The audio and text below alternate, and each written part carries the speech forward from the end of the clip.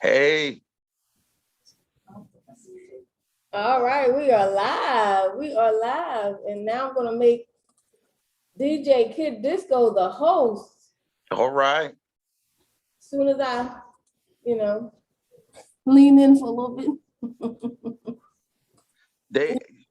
Shell, we're going to have to tell them to stay tuned for tomorrow's show. Go ahead and talk. Go ahead. Tomorrow's show going to be shouting on a Saturday morning. Oh my God. Shouting on a Sunday morning. Shouting on a Sunday morning. Hallelujah. Oh my goodness. I like that. Do you want to yes. Yes, we are live. I'm sorry, y'all. Yes, this we is how are. when you blind on a Saturday night. You better get your glasses. That was horrible. You never understand the power of glasses and what they do for you. I didn't realize how exactly blind I was until that moment when you can't see.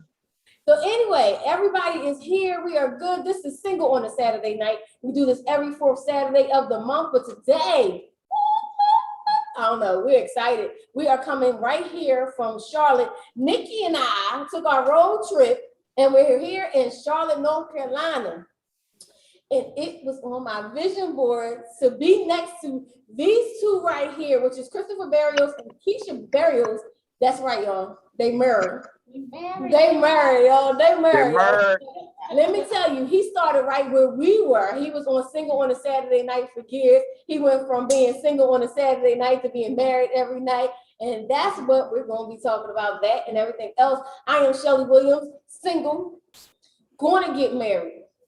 Hey. Going to get married. But not All today. Right, come on now, Shelly. But not today, but one day. Okay.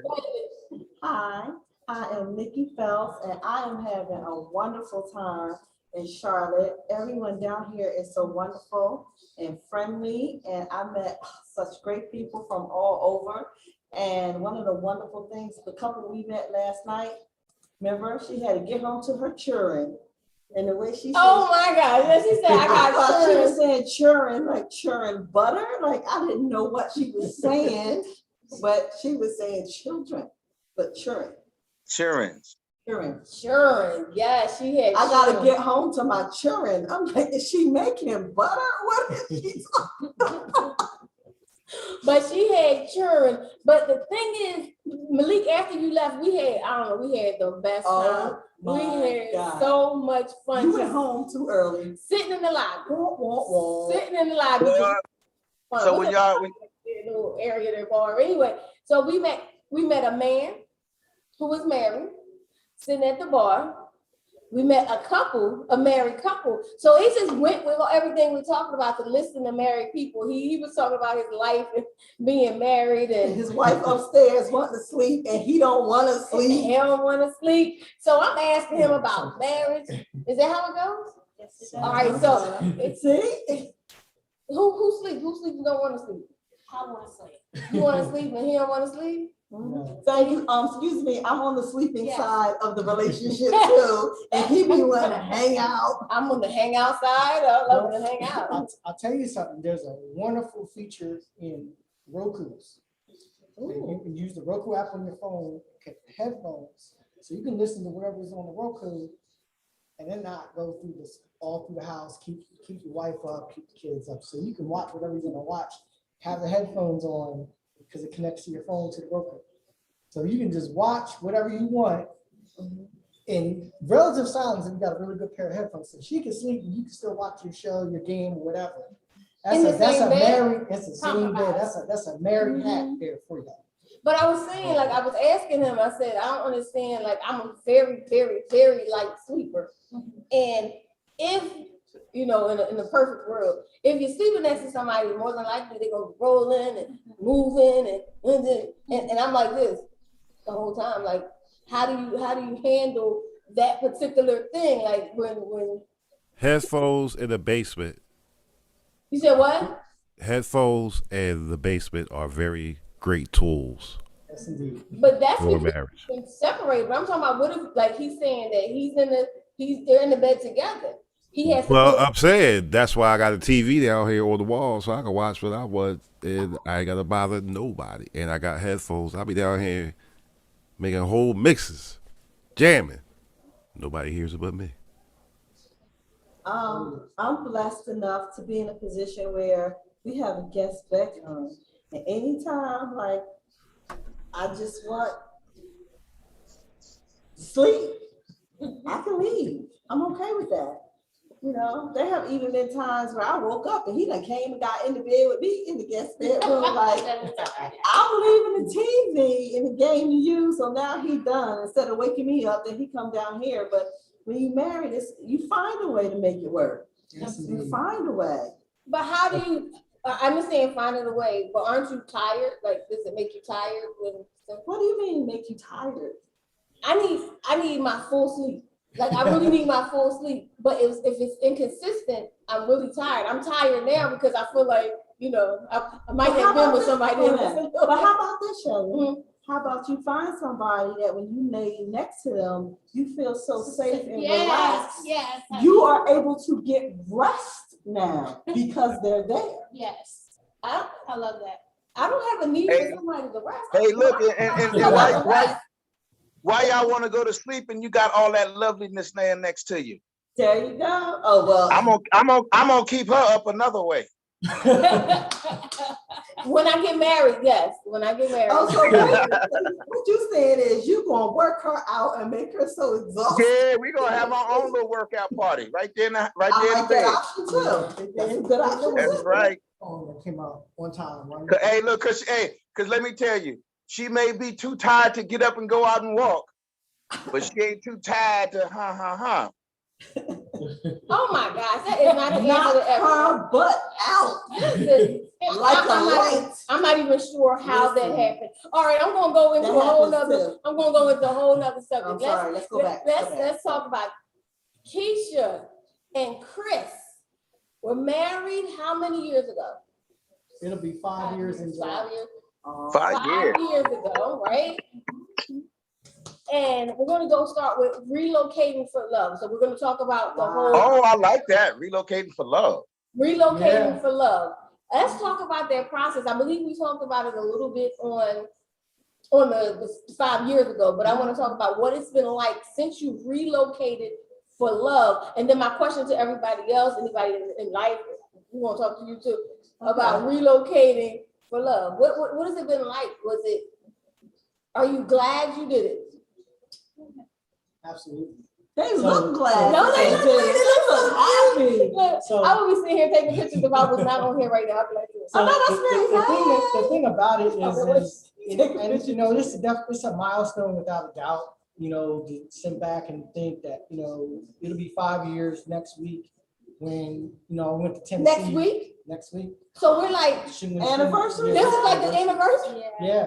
You All can't right. tell me God did not ordain this right Oh, now. hey, thank you. Thank you. Literally, we shot the April show in 2016. To Charlotte with 2 duffel bags, 3 job offers in my back pocket. She was still in Tennessee. When I got here, I was able to, you know what, shout out to Cheryl. Oh my goodness, Cheryl Seymour. She was actually a lady from my hometown in New Jersey that helped the brother out when I first got here. And you know, when we went and executed the plan, I got here, I got to work. Memorial Day of 2015 is when we went back to Tennessee vacation. We loaded up the U-Haul and moved. All right. You know, it was all a faith move. I tell anybody and everybody about our story that I moved from Philly with 2 duffel bags and a whole lot of faith to start over. And the thing about it is that it's a scary thing to make a faith move like that. But then to know that you was doing it because somebody said yes, to doing it because somebody said they love you and they proved it, you know, if anything, that's the foundation of our relationship. And you're right, it definitely is an ordained opportunity now that we're discussing it. The fact that you know, we were able to, and, you know, we got to thank you, Shelly, for, you know, allowing us to be on this platform to demonstrate and to show others what it means to sacrifice for love. You know, we were able to tell our story. You know, I went from being a guest to being a panelist to trying to help other people in that single stage, and then God was able to finally give me someone to have covenant with. And the reality of it is, not everybody is meant to be married, but if marriage is your goal, marriage, you know, we still go with this. I'm in one place, she's in the other, and as we got closer to God, we got closer together. That literally happened because she was 8 hours away in Tennessee. I was 8 hours away in Philadelphia. It's an 8-hour drive to Charlotte. It was meeting in the middle. And so much about our relationship is meeting in the middle. Literally, it's meeting in the middle spiritually. And every step of the way, God has really blessed us for that. The scary part about it is, like you were talking about how valuable your sleep is. The funny thing about being single is that it's you. And you can sleep as long as you want. You know, you don't have anyone to disturb you. But the thing about it is that having that companionship, well, I believe we're all wired for. And when you're blessed to have that, now it's not, oh, I'm giving or I'm sharing, as much as that it's a mutual connection, it's a mutual benefit. There's going to be some times where you got to compromise. And for us, because that was our foundation was, I'm not going to move to Tennessee. I'm not going to make her move to Philly. It was, we love each other, to trust God to come here and start over. And God has blessed us every single step of the way.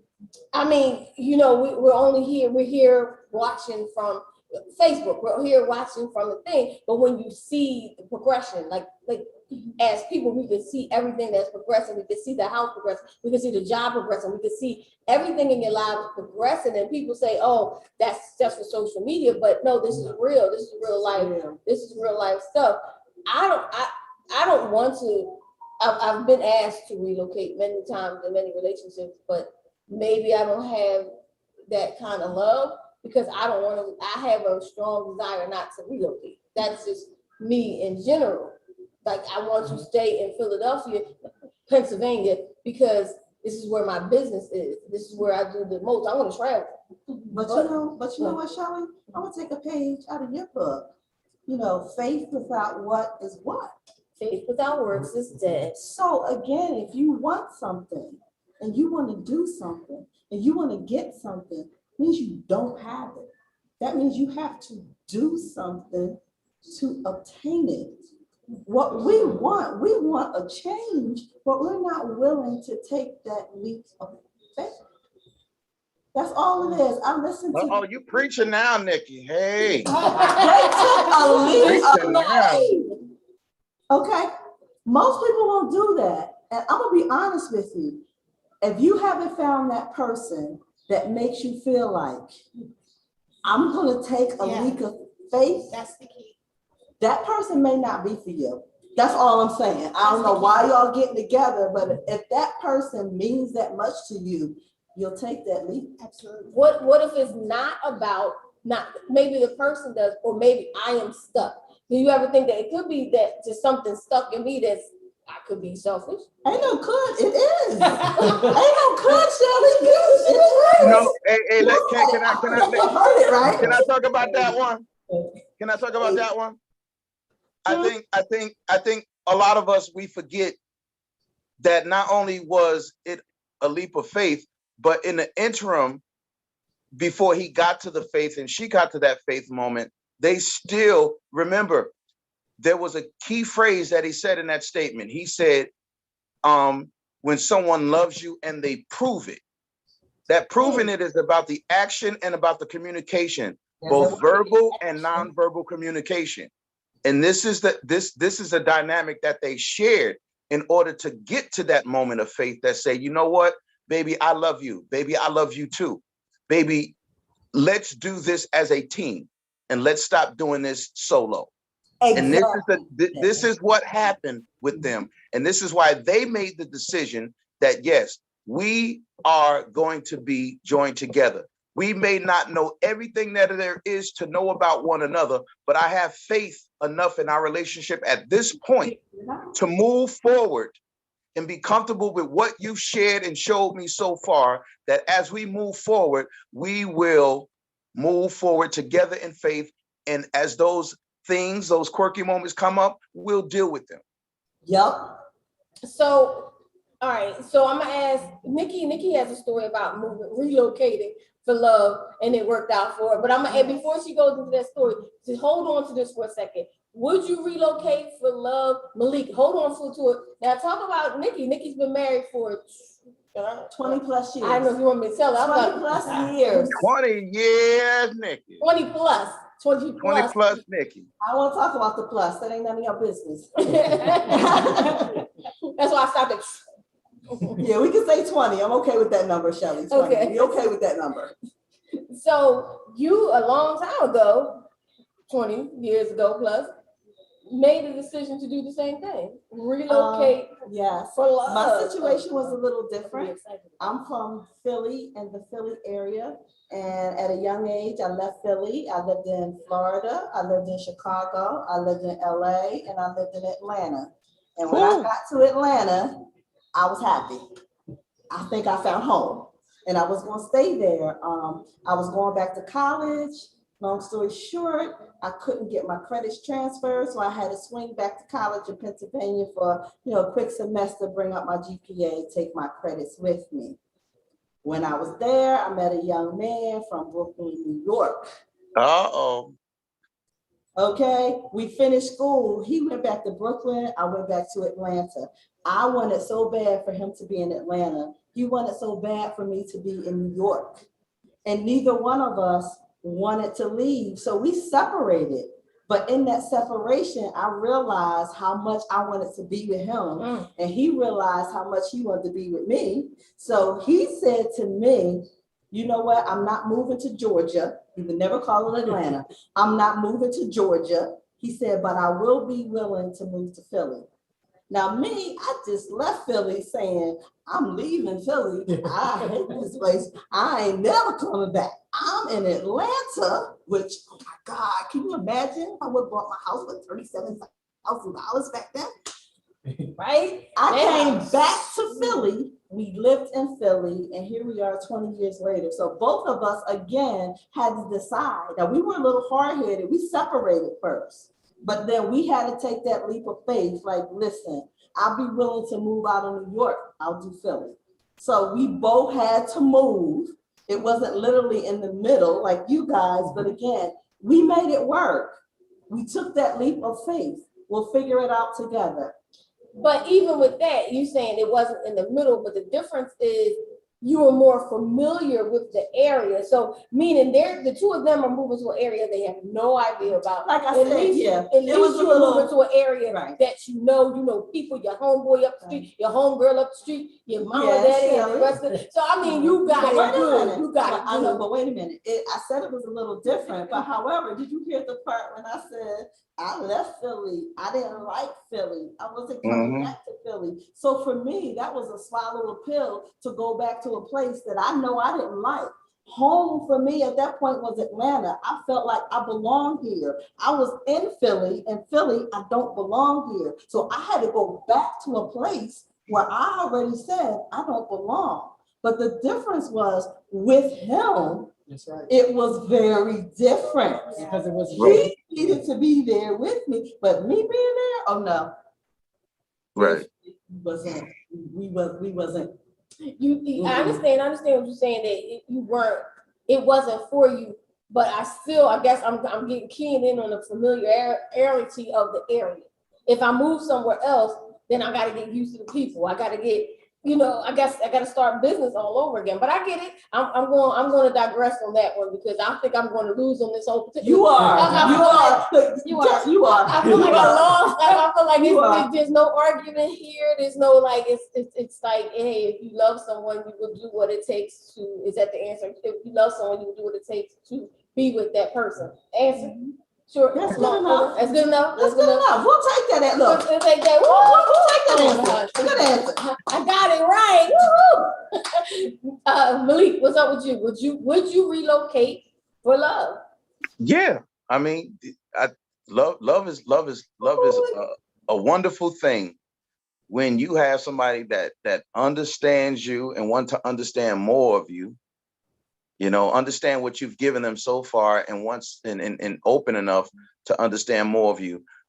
Taking a leap of faith enough to step into that relationship, knowing that there are some things that may not be so pleasant, but let's see how we deal with that together.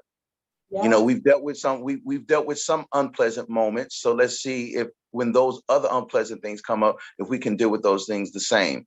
So I take, even in my book, I take it from an approach of discovery.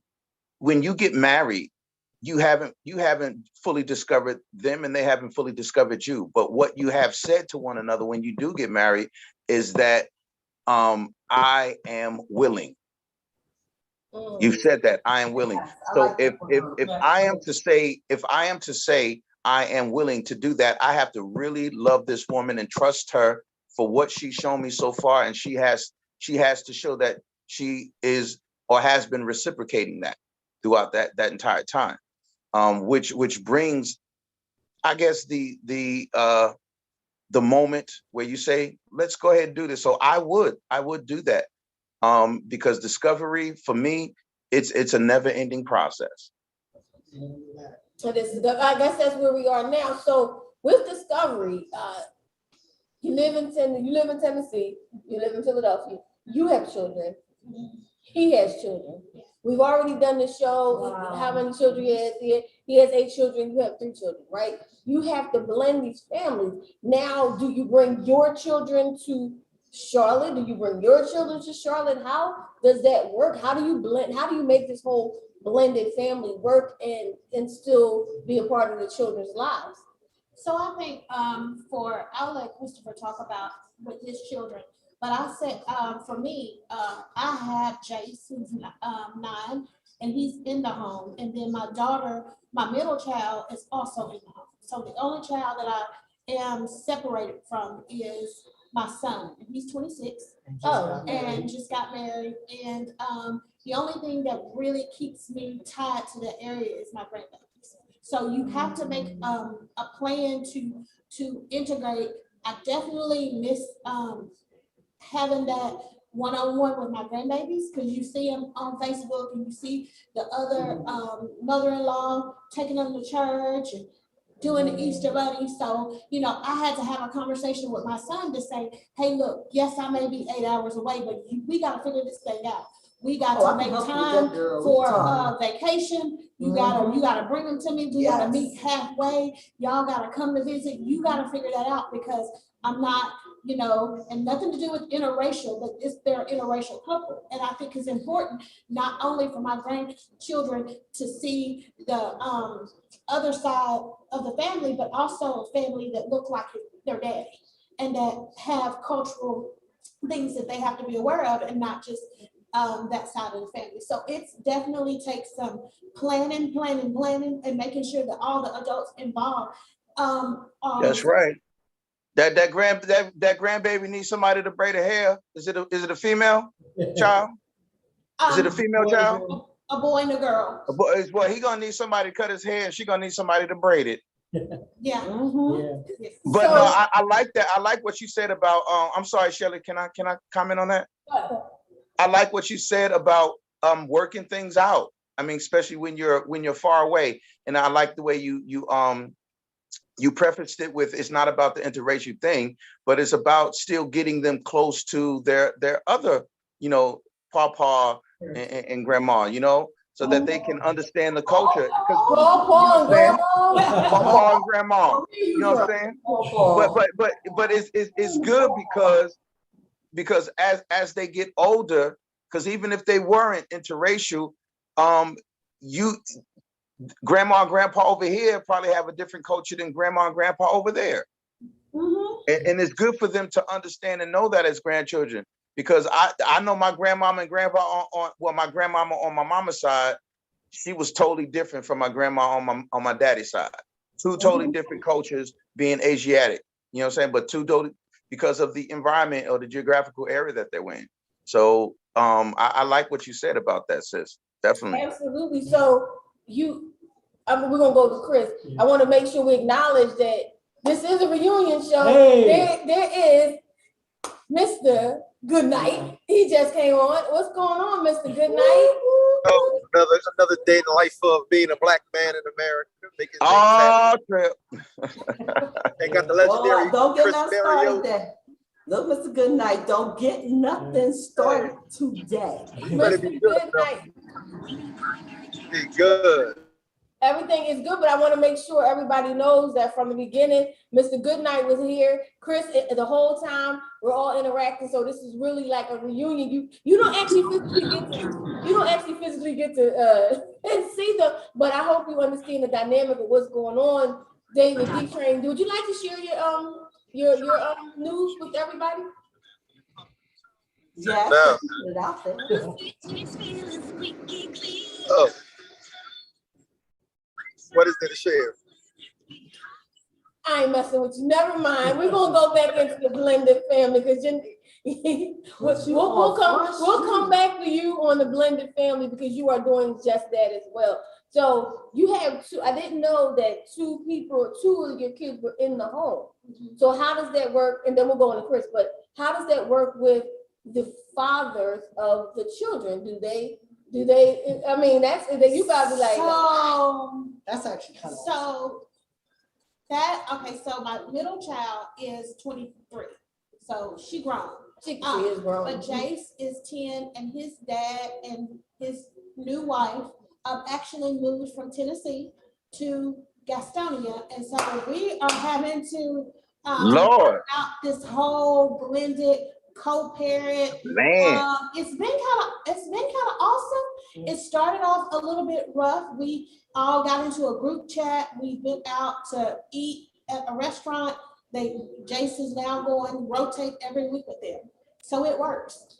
But if you work it. But what made? I mean, like he said that he just say, "I want to make sure you're happy." So I'm going to move. Like, I mean, it was Jace. He said he was not going to be 8 hours away from his son, and he's originally from this area, so his roots are from this area. His family is in Henderson, so he moves home, so to speak.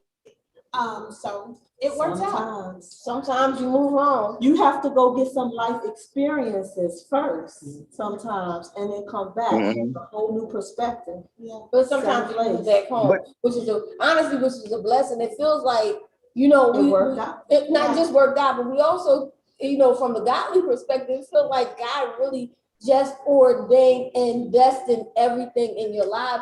And you had to, it's almost like confirmation. If you ever was wondering, is this meant to be? You had confirmation, but you always knew. Yeah. I mean, we had plenty of conversations. Absolutely. You always knew. It's like, I want to be as confident as you because you always knew. Even when everybody, and that was real.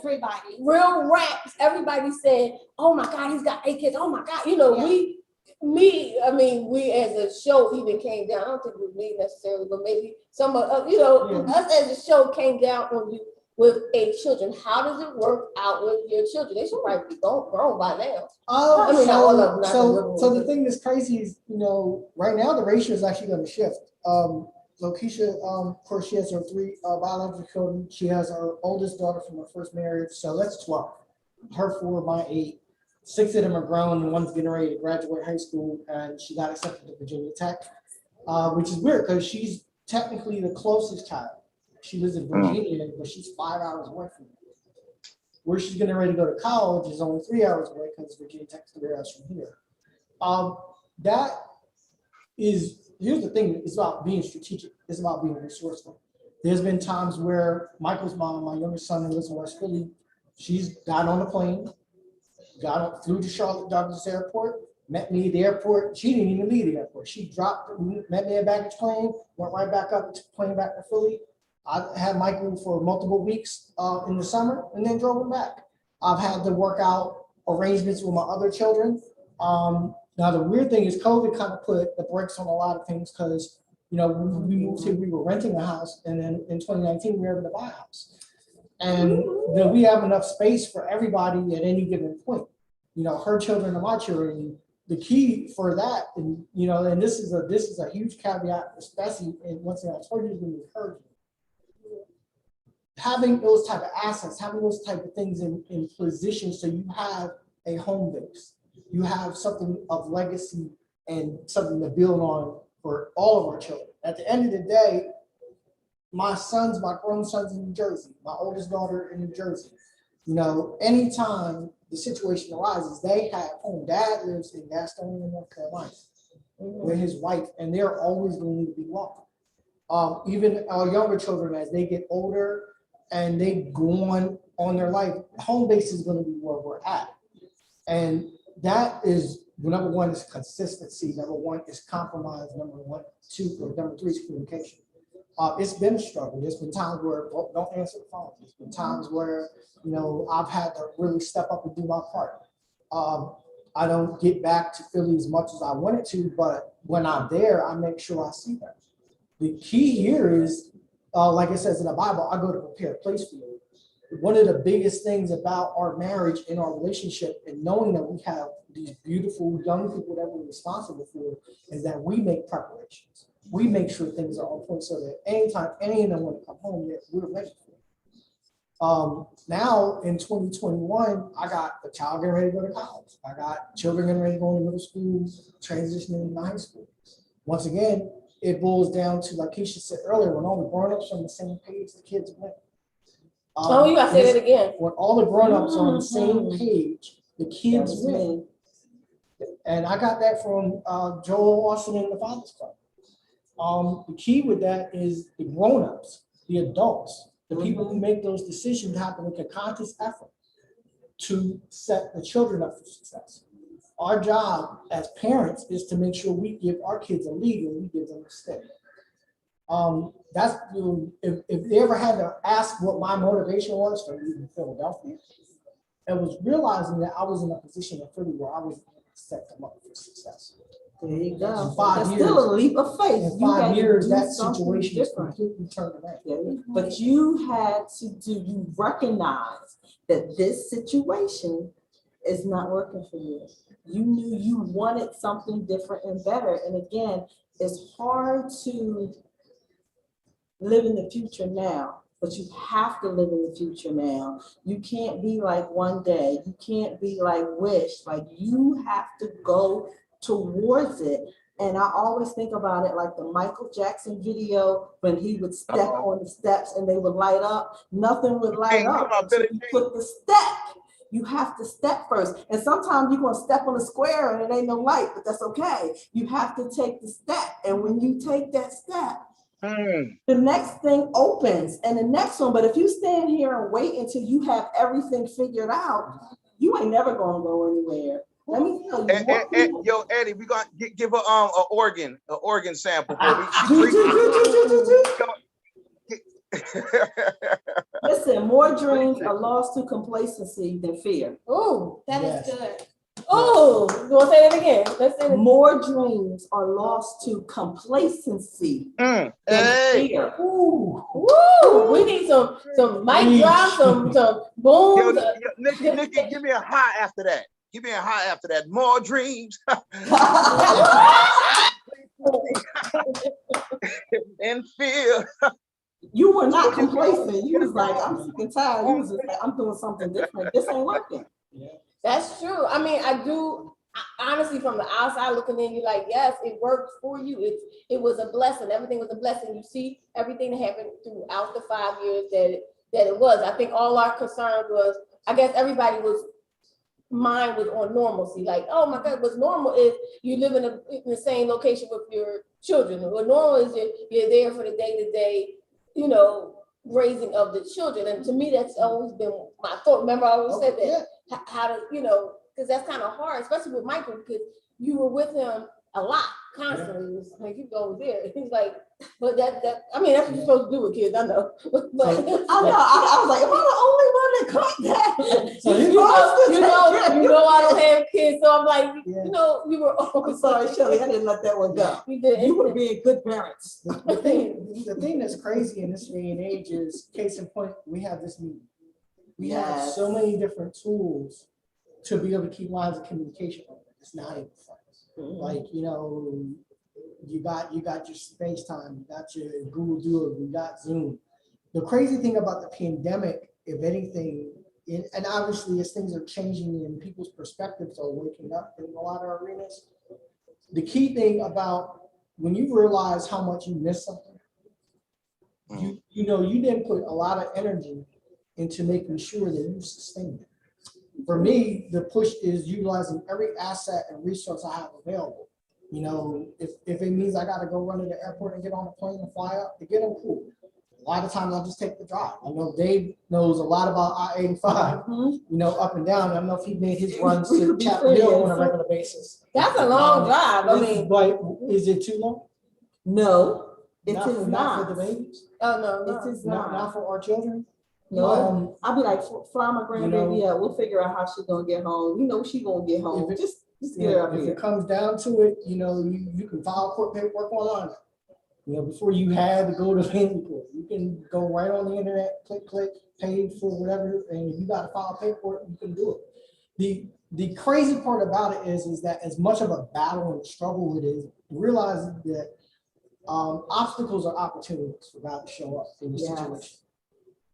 And at the end of the day, we can either build a monument of excuses. That's right. Or we can build a structure of success. And you know, in 5 years, I've had failures, I've had places where I've fallen short. Well, we've had a lot of arenas where things are successful. The encouragement I have for those who were single is realizing that in your single stage, and you know, I might have said this before, this is what I've been taught, this is what I walk now. You know, to be in your single stage, make sure you got as much things in your life and your resources, your assets, your home, whatever it is, your career, more of those things you have on point together. And no, it's perfect. The realization is you have a stronger ground to stand on when you make a union with someone. When you have to really look at tough things and tough decisions in the face, and realize that you know you're standing on solid ground and you're dealing with another person that has that same stability in mind. For us now, realizing that, you know, it's not just a milestone, it's a checkpoint. It's a, you know, and we do this almost twice a year at this point. You know, we'll go away just for a weekend and get the notebooks out, the laptops out. And I guess it's a good segue for what else you all want to talk about. But realizing that our love is our love, it's a reflection of, you know, marriages are supposed to be a reflection of God for the church, right? So if our marriage doesn't reflect the way God loves his people, then we got some issues with it.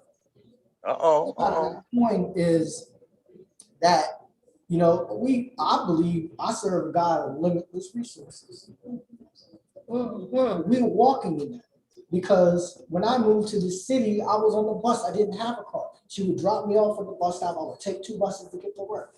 Eventually, I got a job where I had a vehicle where I was able to drive myself to work. Now I drive about 45 minutes away because I was able to get a car. Those things in the natural that seemingly are normal, right? Or progressions that were necessary because, once again, I could have portrayed my normal in Philadelphia is not my normal today. My normal in Philadelphia was 2, 3, 4 buses, a train, whatever it took to get to where I had to get. See, that's why I left Philly. But the thing about it is the vehicles change. There's no disability just happened. No, but here's the thing, the vehicles change, but the drive is still the same. The drive to be thankful for what God has given me, the drive to know I have a beautiful woman that is my wife, that's my spouse. We got to work things together, and we have a beautiful family that we have to support.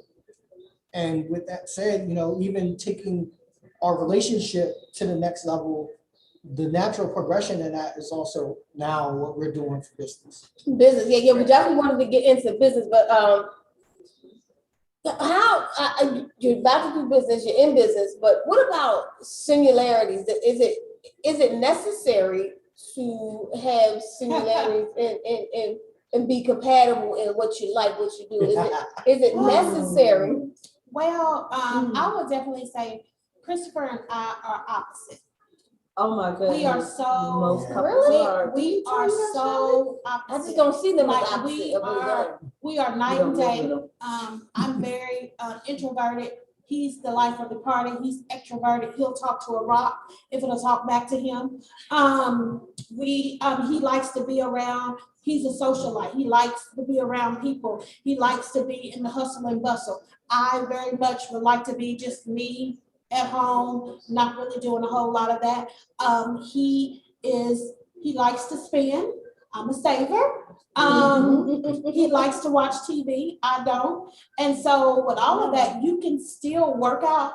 I believe we have somewhat of similarities, but we actually balance each other out. Like I'm a hothead. He's very much so calm. He's not going to get upset with me. I remember in prior relationships, it was like oil and water. I would pop off, and then my ex-husband would pop off, and before you know it, we fighting and throwing stuff. With him, he just looks at me like, dear, we're not doing this today. How can you get upset and pop off on somebody that's looking at you like, we're not doing this? It takes two people. We're not doing this. And so at first it was an adjustment to get used to how different we were, but we actually balance each other out really well. We really balance each other out where we have actually used it to our advantage, because even in building the nonprofit, I pushed him out to say, okay, you are the face, you are the voice, and then I'll do the administrative, and it has worked very well because he'll talk to people. He's good at making connections. He's good at networking. And so I think sometimes when you're trying to find compatibility, you got to figure out, you don't have to be just alike. I mean, it's helpful to have some kind of thing so that you balance each other out. And I can say that this has been 5 years of the most amazing marriage that I've had, and it's the longest. So you know what I like about that? Yeah. You know what I like about what you just said is that even though you guys were opposite and still are, you found that balance, because when you were with your ex-husband, he added fuel to your flame. And I'm pretty sure in the dynamics of you guys. Hey, this is Cindy Williams, and you're rocking with my super producer, DJ Get Disco. No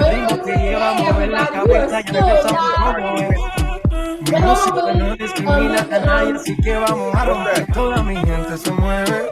Mira el ritmo como los tiene. El mundo nos quiere, me quiere a mí. Toda mi gente se mueve. Hey, I like the music. That was our dance break. That was our dance break. Hey, we meant to do that. So that was our dance break right here on the grownfolksradio.com. This is what we do. We love it. I'm going to keep it real. I hit the wrong button. It's good. I hit the wrong button.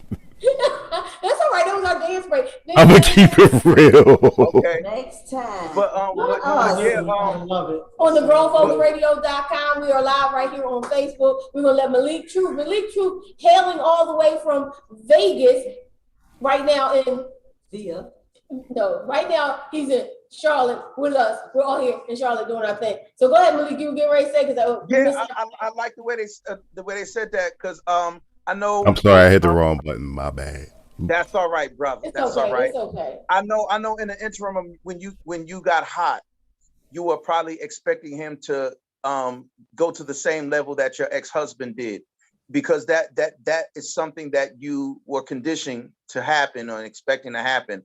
And then when he did not add to that, I'm pretty sure it was like a Scooby-Doo moment, like, yeah, he's not coming at me like that.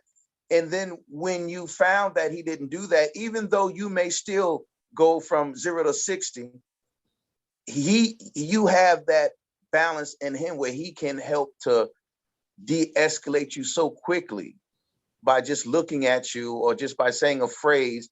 And that's comforting to know for you. And another thing, again, I say in my book about discovering, I like about what you said, bro, where you have to find that level of where you're going to take things to, your finances, how straight you are with regards to your life before you welcome somebody in, because you don't want to welcome somebody into hell when your life is hell and in shambles, unless they're willing to really say, baby, I know your life is effed up, but this is what we're going to do together. So don't be so hell-bent on trying to straighten that out by yourself, because we're going to straighten it out together. Yes. So you have your thing, she has her thing, and you stay in your lane, she stays in her lane, and then you guys meet in the middle. And I love that about what you guys just have demonstrated through just talking about your relationship. So before we go into the business end, I wanted to talk to David. David is part of the whole blended blending a family. Yes. How are you maintaining? Because actually your daughter is growing up. Like, yo, she getting old now. I'm just kidding. She growing up. Blended in a sense of what? I mean, you have a significant other and she has kids and a grandkid and you have kids and you have to blend it together, right? Blend that together.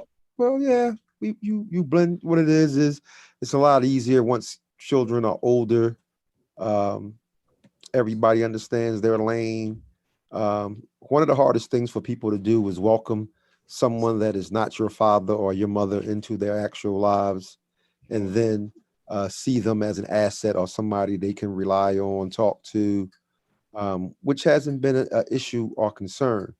A lot of times people believe, well, that's not my dad, that's not my mom, and then you have some fallback. That was nothing that we ever had to deal with. Now, being maybe years ago, it could happen. I was fortunate that at the time that we met, everybody was much older, and but the relationship works. It's good. It's solid, and you just find yourself growing within that family. Mm-hmm. You're growing within the family. You still ain't gonna talk about your life, but anyway. He like, I ain't gonna tell me nothing. All right. Thank you so much. You know, I'll have my day. My day will come where you get to talk about me. The day is the Berrios. Hey, Mr. Goodnight, it's good to see you, brother. What's up? I gotta make sure I don't believe in taking nobody's shine, so his shine is on him and his wife today. So that's where I am. That's where my focus. And Amen.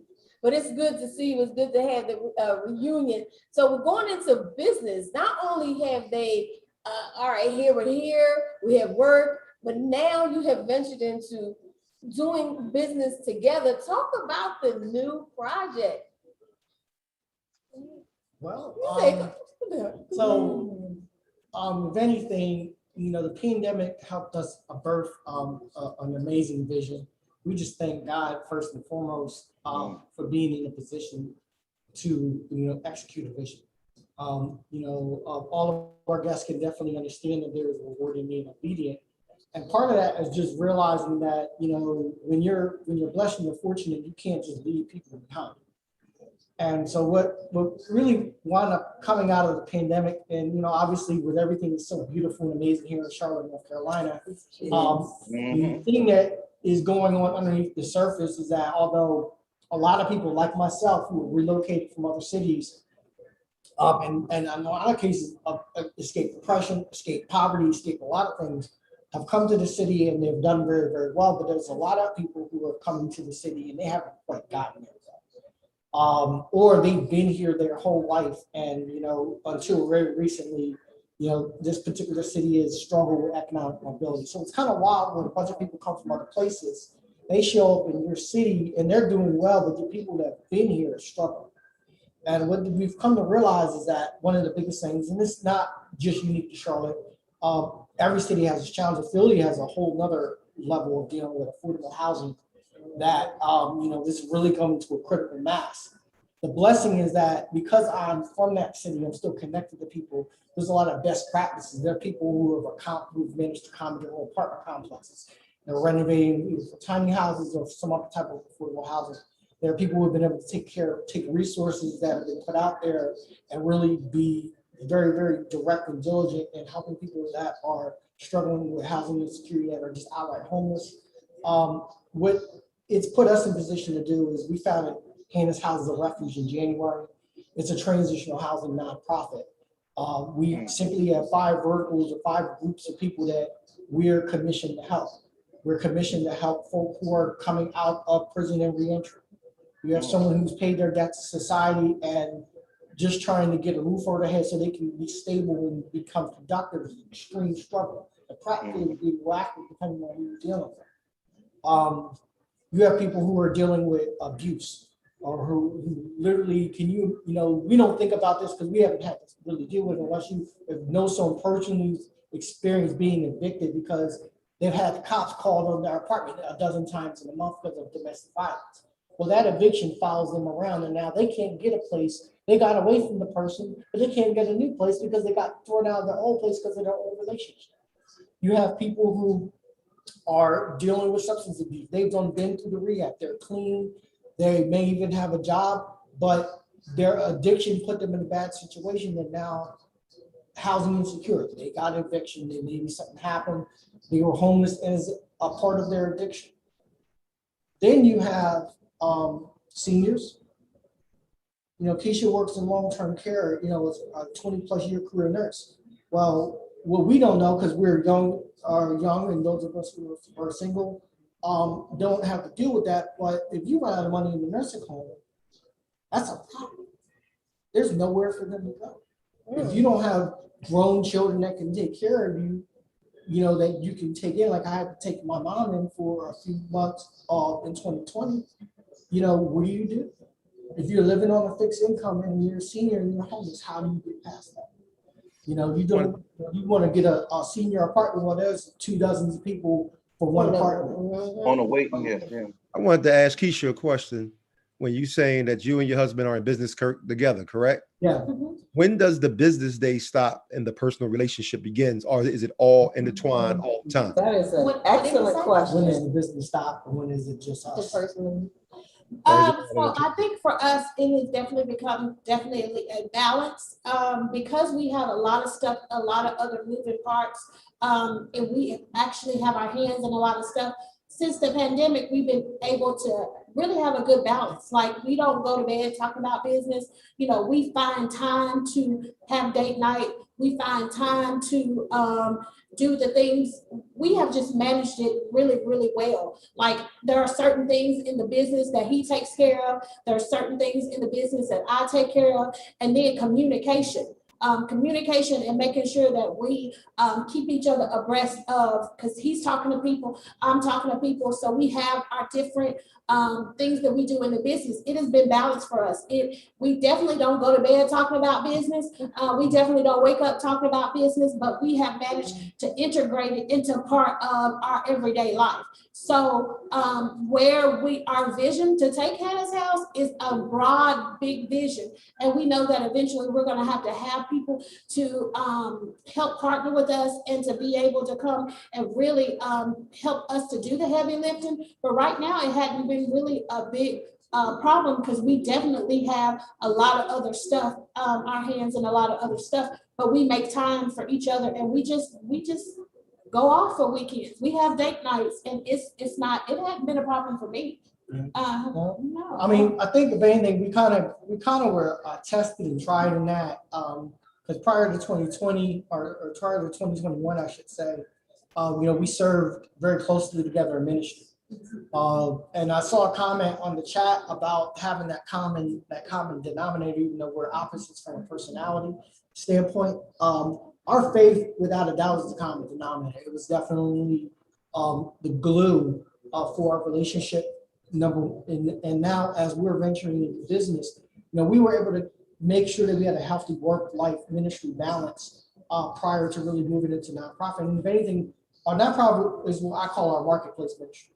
It is allow us to use our God-given talents to love on people that are out there, that are outside the 4 walls of the church, that are outside of any structured religious type of entity. It really is just being the Christians and believers, the light that we are in very, very dark places. And Dave, I really appreciate you asking that question, because as a married couple, you can't let business, you can't let ministry, you can't let outside forces like that infiltrate your relationship. You got to be able to have boundaries and a balance to that, because those outside forces can really put a level of stress that can break you. So thank you, and I appreciate that question. You know, it's funny, Niki and DJ Smooth, I was going to call him real name by accident, but Niki and DJ Smooth have been honestly operating he has his own business, but you kind of like, you're in his business as well. Yeah. It's like a family business, right? And again, very similar, but differently. You know, my husband, when I met him, he has turntables and dreams. I just want to be a DJ, you know what I'm saying? And I said, you guys think big, what is it that you really want to do? He said, honestly, you know, I want to have my own company and hire DJs and just the whole business. And then I said, okay. So the first business we set up is the business of True Blue Production, and he's working and has other people working. But again, for me, I never grew up saying, you know what? I want to be a DJ. I want to own a production company. But again, because it was something that was important to him, it became something that was important to me. And for me, it was important for us to do something together. That's and love. like when you talk about the opposites, there are a lot of things that we don't do well together. But see, we're not going to focus on that. I'm focusing on making you happy, and you focusing on getting this business to give me money. So let's work together. I heard that. And build a business. And guess what? Because I was able to help him build his business, again, a lot of times everyone is in relationships. You think about me. But in helping him get his business together, it allowed him to bring in money to free up things. So now I actually have my own private practice in Philadelphia because the business we created that he wanted brought income in to now help me. So every couple, you guys have to find what works for you. They started a business and they're working it together, but for them, they both want to do that. Oh, I'm sorry about the shot. Yeah, I was trying to do it in a way.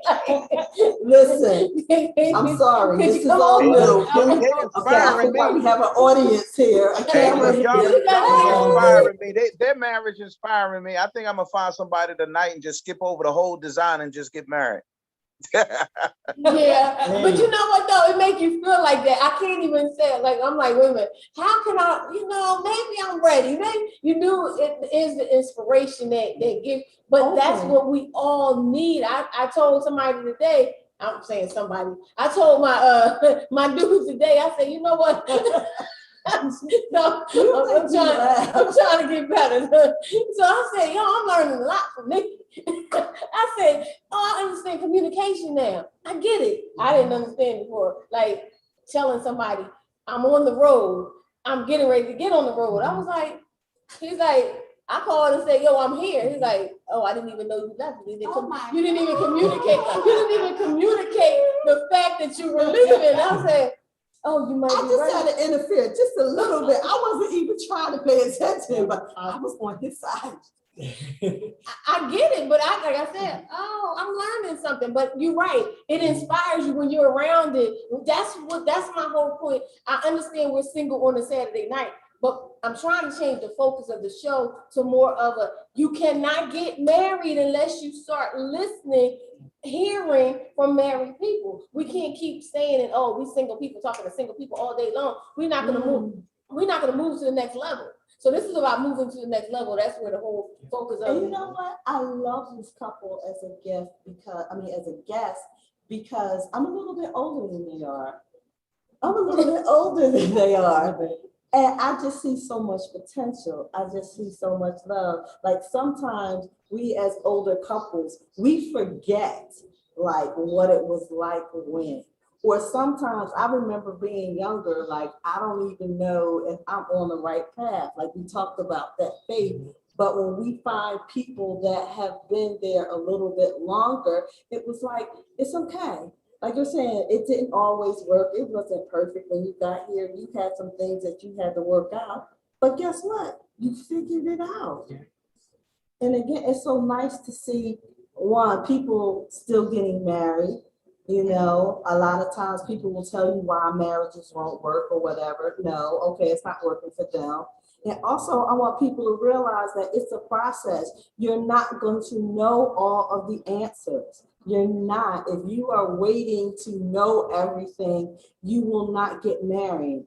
The two of you are creating something that does not exist. And when you were talking about that opposites do attract, because life is all about balance. And you use the thing about hot and cool who you are. Talk about water. If things are too hot, it's uncomfortable. If things are too cold, it's uncomfortable. But if things are warm, it's comfortable. So how do you get things warm? You gotta bring what? Your opposites together. Y'all gotta learn how to work it out. And when you do, what is it? It's wonderful. Yeah. And I think some issues that I remember having as being a single person is, I think sometimes when we're in relationships, dysfunctional relationships, we feel like that the relationship is just normal. But until you get in a functional, loving relationship, you look back and was like, okay, this is what a healthy, functional relationship looked like versus what I've been in, and I thought it was normal, and it was all dysfunction. The arguing, the fussing, the fighting, and the only thing that I can describe and say, we have peace in our home. Like there is a peace. They're not saying that we don't have heated fellowship. We do. Did you hear that? Heated fellowship. I want y'all to hear that. I want you to you said heated. She said heated fellowship. Heated fellowship. She said they have heated fellowship. That's part of marriage. That's part of marriage. But I can tell you from comparison, because I've been married before, I am in a functional, healthy relationship. We have boundaries, you know, we communicate. And I think singles sometimes are so used to dysfunction, they run away from something that is functional. Oh, I don't want him. Because at first, I'm going to be honest. When I first met Christopher, I was like, he's a nerd. I don't do nerds. I'm not attracted to nerds. He ain't got no edge. This is not for me. Who sent you? Because God did not send you to me.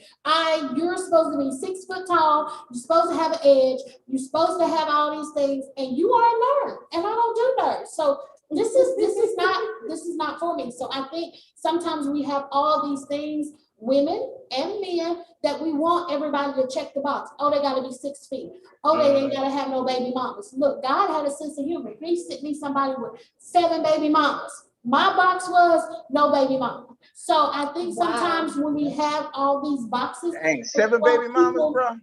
To check, then you know, sometimes we lose. I heard that. And it's been the best 5 years of my life. The best 5 years. Okay, let's get back to the 7 baby mamas. Let's get back to the 7 baby mamas. Like you couldn't get it right 7 different times. But he got it right now. Okay. Best 5 years. Yeah. That's 5 years. I can tell you something. When, you know, anybody that's played sports, when you're out of position, you miss the play. But when you're in the right position, you make it happen. Right. And the thing that I've learned, and this is the one gem, even up with us talking here, wild thing is this pandemic, what's happened in the world, what's happened amongst ourselves, is that we have to understand that there is really a transition when it comes to relationships. When you're single, it's a me-relationship. But when you find that right person and you make that commitment, you have that covenant, you move forward. Mind you, keyword in the covenant, as far as marriage is concerned, is you, your spouse, and the Lord. It's not just a relationship now, it's a relationship. We make decisions that are benefit mutually to everybody else. That transition was, you know, in 5 years, it still worked, because when you are so accustomed to being single for almost 40 something years for me, I was always doing me things first. I was always making me decisions first. Same thing, bro. Slept with 7 different women and had all these children because I was doing me. And guess what? This is me here. And we gonna get out here and we're gonna do what God called us, equipped us, and prepared us to do. That's right. And we are glad to have this opportunity to give you all an update. Thank you. Let you all know what's going on. Our next move now is to allow what God's blessed us to do, to be a blessing to other people. You know, that's what our business isn't to get rich. Our business is to take what God has given us and to help other people get on their feet, to get to where we're at and get past where we're at. Right. Well, see is the kingdom of heaven, and everything else will come. So, you know, I tell people that all the time. Don't chase the bag. It'll be brought to you. Right. Now, is Shelly in there promoting herself in a me relationship, or does she have a we relationship? Because she was talking about her dude. So where do you stand? Shelly is in a wonderful place of awakening and transition. I'm asking Shelly to pick one, the we relationship or the me relationship. Where are you, Shelly? Touche days. I am in a we relationship now, as of today. What? I learned, you know, to say that, you know what, that's all it takes is to teach me something. I'm going to listen, and it has to be the right time. And the right time is everything. Can I ask a question? Hey, Monet.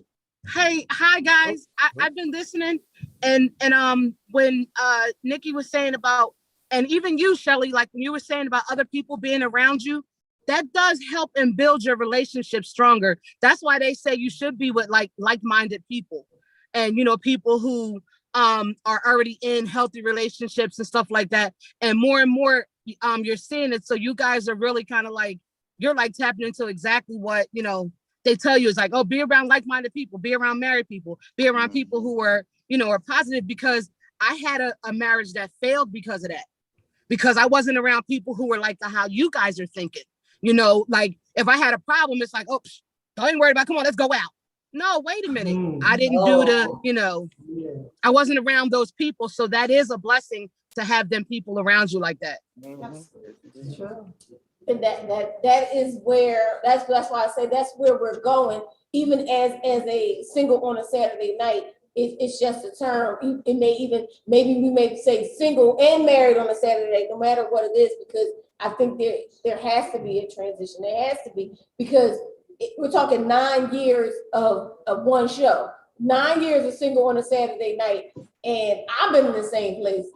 I've been in the same place. No, you haven't. No, I'm talking about meaning I have not gotten married. When I say that, I mean I have grown exponentially. I have grown physically, mentally, spiritually. I have grown, but marriage-wise, I still ain't married. Like I'm really still not married. That's because. So let me ask you this.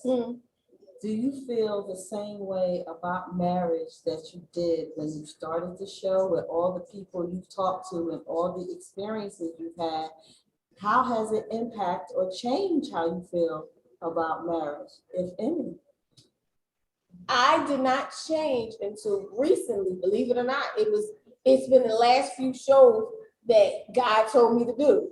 The last few shows were all marriage related shows on purpose, because I felt there needed to be something different. I felt like we needed to hear something different. So I am thinking differently. I am thinking more marriage minded as opposed to single minded. But I am still single on a Saturday night. You don't know. But your mind is changing. Your mind is changing. Oh my God. You yeah, she's yo. We're gonna be playing this on my page forever. Okay? I said, listen, Nikki will teach you some things without even trying. She just be like, she just told me something. I'll be in my like, I ain't gonna tell you. I gotta ask. I'll tell her later. Look, I'll be waiting for later. I'll be like, I ain't telling you. I just learned something. I learned something from the time we left Philadelphia to the time we got to Charlotte. I learned about 10 different things about relationships. Literally, that I implemented today. Didn't even tell you. I implemented it today because I learned from the beginning of when we left to here. Because I was like, wait a minute. This is what we're supposed to be doing. I get y'all. I'm listening. Okay. So I think the key to all of this is communication. We communicate so often through. How about comprehension? So we communicate. Let's say something for comprehension, because some of us be talking a lot, and we be communicating a lot. Christopher and Keisha, what I've heard so much from people was, well, if you're not married, you don't understand. If you're not married, you don't understand. If you're not married, you can't tell me anything. Can a married person get advice from people that are not married, but are in healthy relationships? Yes. And I'm so glad you went there. Yes. So, it was about 2018-ish. Yeah, 2018, we came across a brother here in Charlotte. His name is Brandon Chuck Brown. He's actually not on the Zoom right now because he's supporting his wife during a community event. The thing that's crazy though is Mr. Chuck has a movement here in Charlotte called Single, Save, and Serious Movement. He was a single guy that was doing singles ministry in this region, doing events, sit downs, discussions. And in the middle of him doing that work, he met his wife and they got married. So we got married in 2016. They got married in 2017. In fact, I think their anniversary just came around. This was a guy who had been seriously focused, no pun intended, on singles ministry. And even now as a married man, that's still the lane he pushes in. Him, he has that as a business. He actually just had a big open outdoor concert last weekend. And his wife does disabled advocacy. So they have two different spheres of influence and even how they do their businesses. But his bread and butter is a married man doing singles ministry in this region. The funny thing about Charlotte is this single population in the city is astronomical. It's literally, like we're talking, the ratio now is almost 70-30. Within anyone that's under 50, like there's a lot of single people in the city, and for him to be able to take this this thing about a singles event, being able to empower singles, but now as a married person, he still has to get feedback from the single people, but still now has to shift how he operates because he's a married man. Even with us having to be able to, and once again, thank you so much, Shelly, for coming here and allowing us to just share this platform. It's one thing to talk about being at the destination to people who haven't gotten there yet.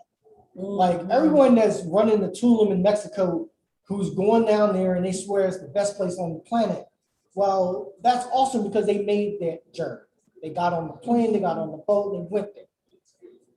Versus the social media, the hey man, we're having a ball down here in Mexico, and you're still chilling in Philly, you're still chilling in Charlotte, you're still in DC or wherever, and you're like, I don't like Mexico. Well, that experience is only going to be relevant to you. You decide to make the journey yourself. And I think being able to bridge between one state to the other and let people know, hey, look, you're not going to die when you get over here. We want to make sure you got as much in your single season to help you make it when you get to that next step. And I think there's a balance. I think you can be a single person and receive from married people. The funny thing about us married folk is we got to be very receptive and understanding of what single people tell us, because guess what? It's a gift to be married. We should never, those of us who are married should never take it for granted. And it's not to kick people that are single, it's just that, we got to understand what our blessings are while we have them, because we don't have them. It's maybe not a place you want to go back to. And you also have to realize that married people have been single at some point. Absolutely. So again, when you're single, I don't understand how single people take advice from other single people that have never been married. Like, they can't speak on things that they have no experience on. Absolutely. So again, as far as this gentleman, he has been single. So for his singles ministry, I can see how now, like I did that. I'm not minimizing like the check off box, but I've been single and I've been married. So now what he can do is, like, he's operating, like you said, in two lanes. So, But not even that, he's coming from a victory. If marriage is your goal, he's coming from a place of victory, which a lot of single people, me as a single person, always think, I need to see the victory. Like, how many people do I see actually moving into a greater space? That's why I celebrate when people are moving into that space. If marriage is their goal, some people marriage isn't their goal. Some people being single forever or having a life companion and not being committed is their goal. But if marriage is your goal, I like to see the fact that people are moving and I see victory. I see victory here. I see victory here. Even though nobody's saying, I see victory in different places, and I like to see it. So your friend who's here, he's showing the people his victory. You don't, because people think it's not going to happen to me. I don't think it's going to happen to me.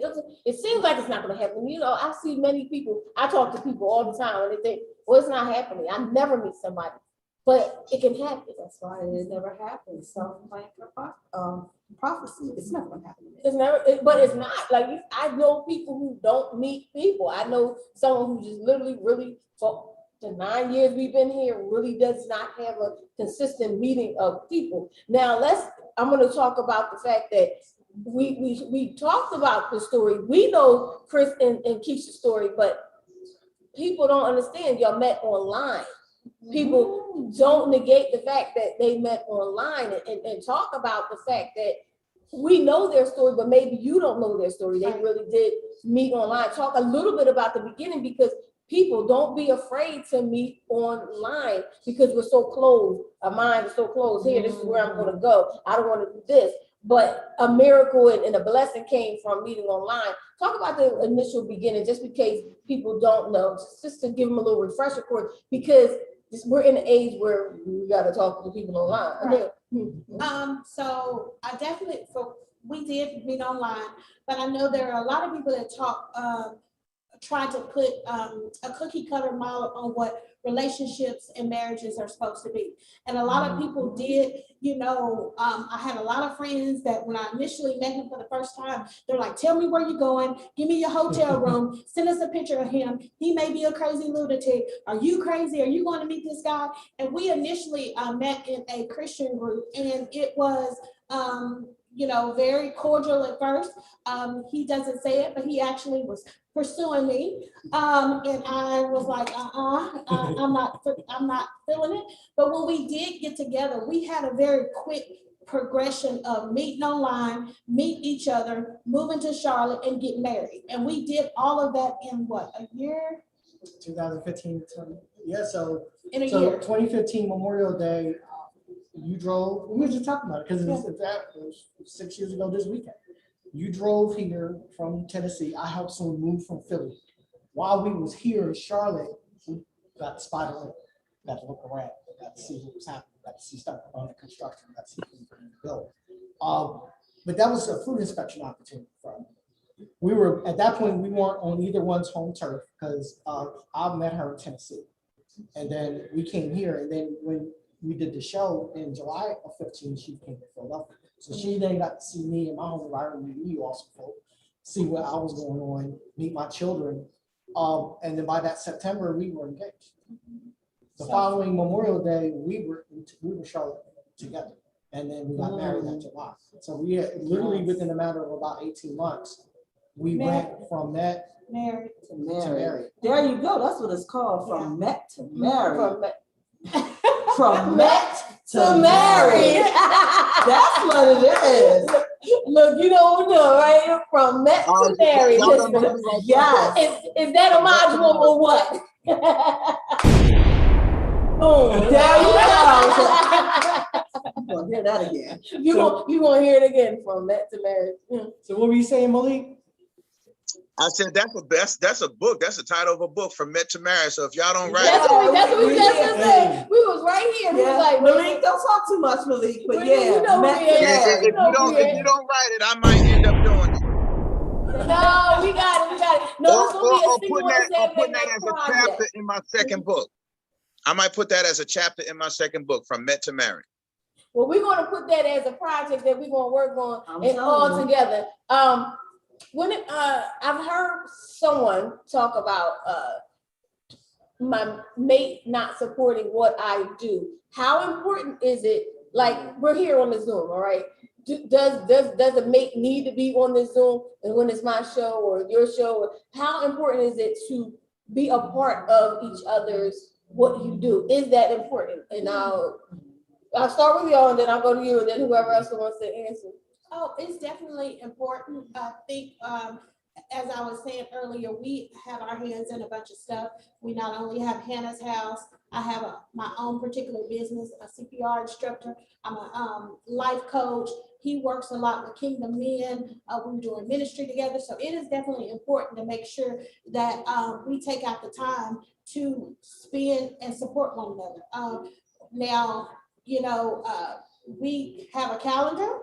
That we have to have our stuff on so that we make sure that we don't overbook and overpromise and then underdeliver. We just need to make sure that we are there for one another, and definitely it is very important that we are supporting each other. He was highly involved with this Kingdom Man project, and I supported, and when it was over, I was like, okay, so you're done with Kingdom Man, what's the next project? So we definitely have to make sure that we show up now and be supportive. He supports me 100%.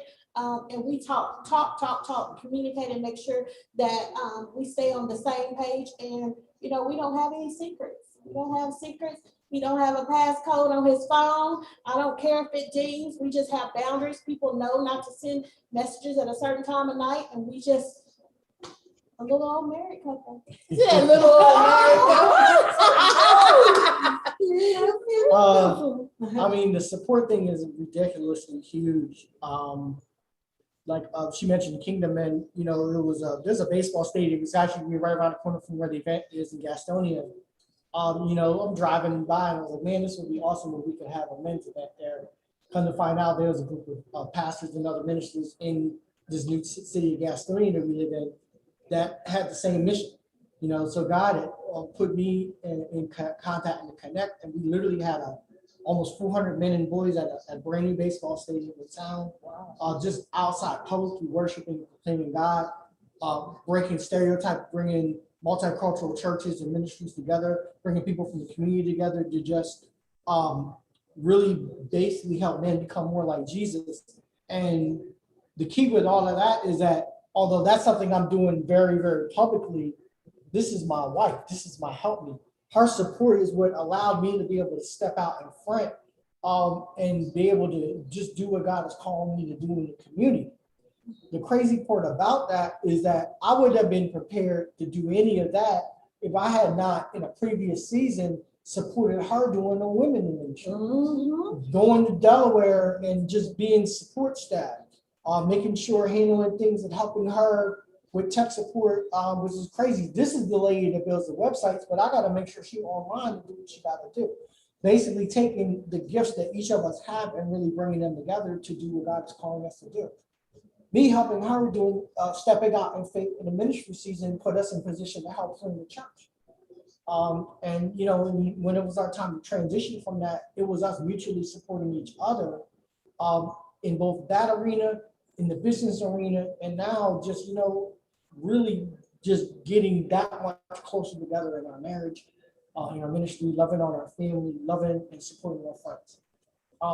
At the end of the day, we gotta, and if anything, the pandemic should have taught all of us is that tomorrow's not promised.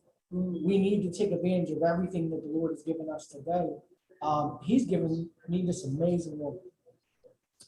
It is literally, you know, my assignment is to make sure that I love her the way Christ loved the church. My assignment is to build and to pull the things out of her that God needs to present to the world. Her job is to bolster, support me, to become the man that I always was supposed to be in the first place. Absolutely. Mm-hmm. Absolutely. Talk about freaks. right. So if your spouse doesn't do what you do or be a part of what you do, is that a deal breaker? Is that something wrong? For some people it is, but for me, I say marriage is always about balance. On a good day, you'll get 50-50, but most days it's not going to be 50-50. And I like to think about it as there are things that are important to my husband that I support him on because I love him, and that makes him a better person, that makes him more confident, that makes him feel more loving. And then there are times that he can take that which I gave him and support, he can give it back to me. I mean, I'm sure there are times he doesn't want to walk in the mall with me every store carrying bags, but he does it because, you know, he loves me and cares about me, and it's about support. But there are those times when there are things that he wants and he likes and I want and I like, and we're not supporting each other. We're doing something because we both enjoy it. And I think every relationship needs to find those things. Yes, we do love each other and support each other, but don't forget that you guys remember why you guys got together. Mm-hmm. Or even if you guys have bowled till you can't bowl anymore because you loved it, say we're going to experience new things together. Let's find out if we like skydiving. Okay, let's find out if we like. But again, you got to find those things that you both like to do while supporting each other. It's not a or situation, it's an and situation. Absolutely. Yes. Understood. Did anybody else have any questions? I don't know if anybody's there. Did you have any questions? No. I know I got to get ready to leave in a moment. You know, I was the folks from Raleigh came down, so we're gonna meet at Mertz. Did y'all wanna hit up Mertz a little later on? I sure do. Oh, I'm sorry. That's just me liking to eat. Oh, what time we going to Mertz? Now Oh, we're thinking about soon as y'all end the show, I'm about to get ready. I want to thank. Okay, yes, that's the plan. We're gonna all go eat. So everybody out there in the world of television and social media, wherever you are, the pleasure right now, we're good to go eat. Yes, and I'm looking forward to meeting y'all. And that was give me y'all names again. I'm sorry, I apologize. Christopher and Kesia Berrios. Christopher and Kesia Berrios. If someone wanted to get in contact with you, how would they get in contact with you? Well, so on Instagram, it's Kesia Berrios. For me, it's God_is_writing my love story. Man, that's long. Go get a shorter one. Say that again. I said, go get a shorter one. That's too long. God is writing my love story. So God writing my love story. And we got a squad, so I just use God is writing my love story. Amen. For those who are on the Clubhouse scene, what's your Clubhouse name? I'm Kesia Berrios. Mine is. Oh, I gotta follow you on Clubhouse. Mine is be the light. You just don't like Christopher Berrios, huh? You just like different stuff. I'll tell you what, Christopher Berrios is my name, but I have a son with the same name.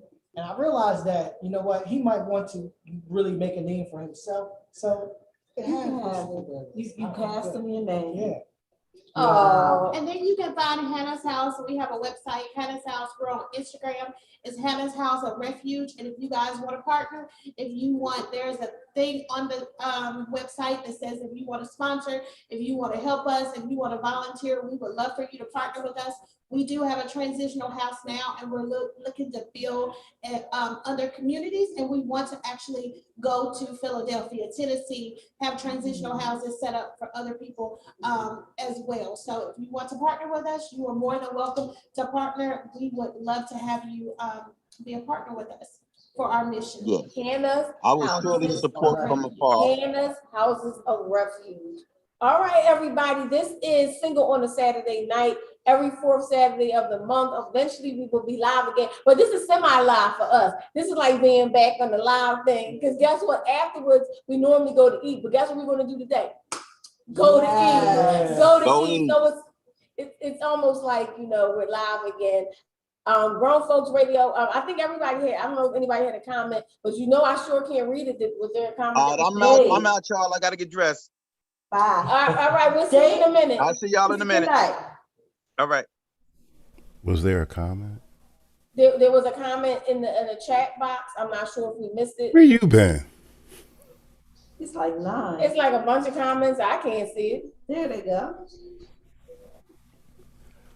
Okay. So Grown Folk Radio has some awesome comments, and we really appreciate that. What was the comments? So we said opposites that attract or true, but if your core values don't match, eventually they will fail. They'll grow apart. Marriages can work as long as you marry the right person. And so the new show is Married on a Saturday Night. And then Grown Folks Radio also said, I met my wife online. We was online. We was all online last year. And Malik said he was trying to hit Mertz up. For those of you in Charlotte, North Carolina, just know if you ever passing through, they are a serious food city. Oh my goodness. It's crazy. So yeah, make sure that Mertz is one of the best places. Definitely not being on the same page or having those similarities. The deal breaker said, "Oh, Folks Radio." Malik said bye, and Catrice Bailey said, "Have a good day, y'all," with some emojis. Yeah. All right, y'all. Thank you so much for joining us. Don't forget to follow. I am Kesia Berrios. God is writing my love story on Instagram, and of course, Hannah's Houses of Refuge. Houses of Rescue. And we will be back, of course, next fourth Saturday, next month. And of course, DJ Kid Disco, would you like to give a church announcement? Yeah, it's the same stuff, What is it? Okay, tomorrow on the Grown Folks Radio at 4:00 is Monty on the Scene. with Frex. What is it? It's just that. Money on the scene, inspiration sports. I'm sorry, I was having a brain poop. It's our take, inspiration is Our take. Thank you, Shelly. And Freckles, and that's more inspiration. Our take, and then you have. Thank you. Then at 8:00, I do me and old man. I do my thing at 8 from 8 to 10. Old man stuff. Yeah, old school Sunday from 8 to 10. And DJ Old Man does from 10. I do the East Coast. We do hip hop. I do the East Coast for 2 hours. He does the West Coast for 2 hours in the Dirty South. So basically it's from 8 to 12, but we split the shows up. And then Monday is hip hop. Yes. And Monday is back to the Melanated Morning Show. Melanated Morning Show on Monday. I'm gonna fill in for you for a second. Melanated Morning Show is all throughout the week, but don't forget Wednesday at 10 a.m. with Cinda Williams, aka Sea Breeze, and DJ Kid Disco is the Melanated Morning Show. 10 o'clock, they're talking all kinds of politics. See, she's better at commercials than I am. I got you. They're talking politics, they're talking life. And just check them out, 10 o'clock on thegrownfolksradio.com, wherever you are in the world. Thursday is the same thing, Melanated Morning Show. DJ Kid Disco, aka Sea Breeze, aka Cinda Williams. You know her. Mo Better Blues, Harlem Blues. You know her. Anyway, that's his co-host. That's dope, right? And you can check me out on Wednesday for the PPC radio show. Cinda Williams is the host. I'm the co-host, and that is at 2 o'clock. So make sure you always tune in to thegrownfolksradio.com. That's what you need to do. This station is the bomb. That's all I'm saying. I need a boom. Where's my boom? You need a boom? You know what? My thing is sticking. He's slow on the boom. I don't know what's going on. My trigger has been sticking all day. I don't know what's going on. Maybe it's because it's hot. It's all your fingers. It's like 95 degrees today. It's hot. The random black dude is not the finger's not working today. But thank y'all so much for listening. Oh, you know what? I'm gonna go to before I go. I'm gonna make sure I'm gonna go to Thank y'all so much on Instagram for watching. We appreciate it. I'm gonna go to make sure I didn't miss anything on Facebook. Anybody comment? I like this video. So let me go to Facebook. Thank you to Just Jules who's watching. Create the Look. Oh, Sadina. Yeah. Sadina's watching. Look at her. She's here watching. Sadina's on Instagram. Oh, let me wave to you. Oh, wave. I didn't know she was watching.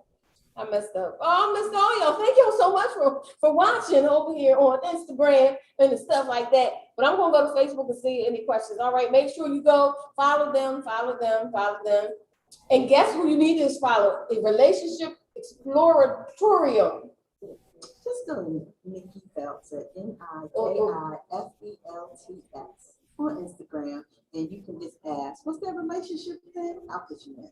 That relationship thing. That's what. And anybody out there in the world, this is a double thing. If you're in the world, if you are looking for relationship coaching and courses, we have a new program coming up very shortly. But if you want to go get on our email list, text word on the street to 22828. Join our mailing list, and we'll tell you about the new relationship course from dating to marriage is coming up really soon.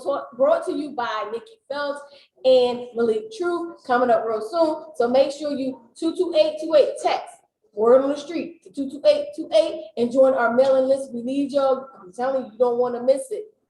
Don't want to miss it. And by the way, Shelly Shell. Yes. That mix that you heard the other day, I'm going to extend it and go because it was only 15 minutes. Oh yeah, I need that. You want to give me a whole mix? A whole 2-hour joint, like we doing a whole. Whoa, that mix was fire. I'm telling you, I don't put it on TikTok. They liking it on TikTok too. You put it on TikTok? I'm on TikTok now. I put pieces of it on TikTok because I was jamming. Well, I'm gonna do the whole because that was only 15 minutes. Go ahead to Facebook. Hey, Dr. Bridge, we miss you so much, Shelly. I wanted to join, but I am on a road trip. We're on a road trip too. We're in Charlotte. But anyway, thank y'all so much for joining us over here. I'm gonna go to Facebook now. Peace out, y'all. Before we leave, I just want to make sure I didn't miss nobody on Facebook. You got your phone? You ever have your phone with you? Anybody have their phone? Anybody? Nope. We don't want to miss any questions on Facebook just in case. And I promote that camera. That is a wide lens. You like the camera? Yeah, I really do. I went and I knew God had made something like this for this particular situation. And we could do this again. Just put the camera up, and it does other stuff. I'm just not really a technical person. It does an Omni, it does 360. You could be over there, you could be on a cross from here, and we could do Omni all around. That's fly. That's fly. That's fly. That's hot. Oh, William Nelson, hi! Your wife is right here. That's it. So your wife is right here. Thank you to Victoria Nelson, and I continue to pray for you too. They were going through illnesses, but thank you God that y'all here, and thank you for listening. All right, we won't go right now. DJ Kid Disco, I don't have the reins, so you might have to end that. Oh, my bad. I forgot I was the yes, it's hired. all on you. I forgot I was the hired help today. My bad. We like the camera. We like the camera. We still here though. We still here because we like